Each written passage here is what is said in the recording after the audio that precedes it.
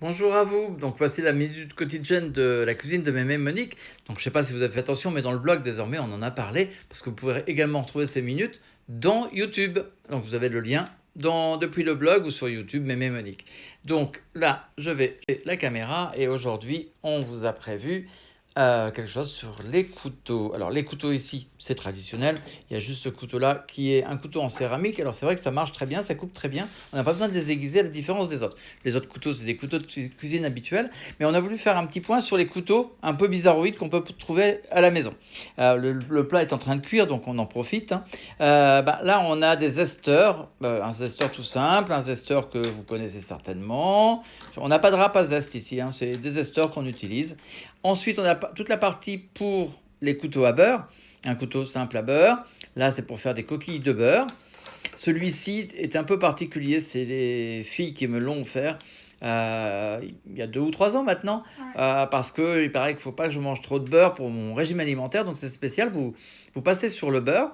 Ça vous fait des filaments. Et de l'autre côté, vous pouvez étendre votre beurre. Seulement, il n'est pas très solide puisqu'il se démonte très facilement.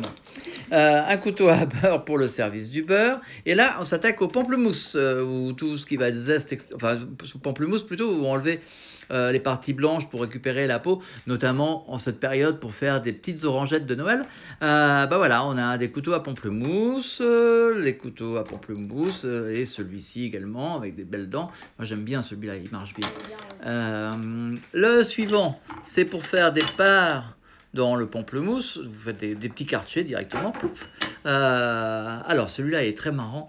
Ça en jette toujours que lorsqu'on invite des gens à la maison, nos cornichons, hop, on les passe sur ce petit couteau, on tire simplement et ça nous fait un éventail de cornichons. Celui-ci, rien qu'avec le dessin, vous pouvez imaginer à quoi il sert. C'est un couteau à foie gras, donc ça évite de mettre le couteau dans l'eau chaude, en principe, avec les petits trous, ça permet de passer. Ça, c'est le traditionnel couteau à fromage.